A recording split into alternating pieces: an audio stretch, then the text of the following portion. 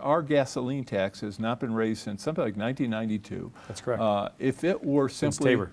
Yeah, that's right. Yeah. So if it were simply raised by voters to the level of what it would be with inflation, which would add, I think it'd bring it up 15 cents or something like that.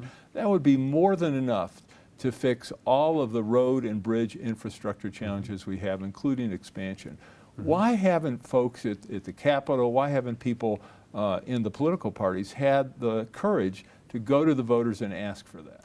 Yeah, I think that you're exactly right. This is what we're going to have to do, is go to the voters and ask for the funding to fix transportation. And anyone that's been stuck in traffic or sitting on a, driving on a road that feels like you're getting a massage as you're driving down it, it's probably not the best indication. And so, not a good massage. Not a good massage at all, just a lot of bumping. And so I think that's why we have to go to voters. I think that the challenge is when some folks have just been averse to asking voters to make any investment of any sort. I think now the business community is getting louder and louder to say, we can't survive without this change. I literally was talking to a woman who started a flower shop, a small business that's growing, and they had to contract their delivery range from 10 miles to 5 miles because the traffic is so bad.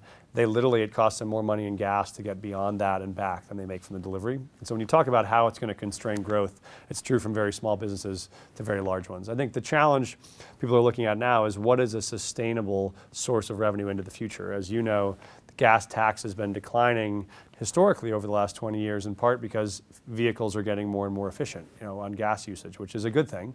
But you don't want to necessarily peg your investment infrastructure to a declining revenue source. And so that's why folks like Colorado Concern and others have looked at other taxes or fees that could be vehicle registration fees for very, very old vehicles, where the fees are now minimal and potentially right-sizing those. I have one of those. I have one of those too, and so you and I are both going to take a hit. But I think the business community is fully engaged in saying this is something we got to bring both parties to the table to solve, and I think it's one that we ought to be able to get a broad coalition, and I would help lead as governor if it doesn't get solved this year.